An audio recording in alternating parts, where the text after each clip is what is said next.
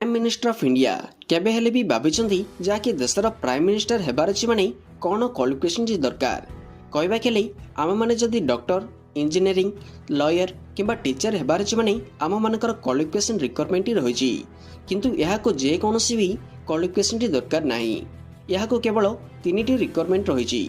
First one होची Indian citizen हेबा दरकार।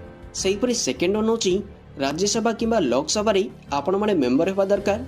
सेहीपरि थर्ड वन होची जहाँकि मिनिमम एज रिक्वायरमेंट होची 25 इयर्स जहाँकि आपण माने 25 इयर्स रे लोकसभा मेंबर सेहीपरि 30 इयर्स रे राज्यसभा मेंबर हेबा दरकार। बास एतिकी। एवं सेहीपरि प्राइम मिनिस्टर ऑफ इंडिया को प्रेसिडेंट ऑफ इंडिया अपॉइंट करथाए।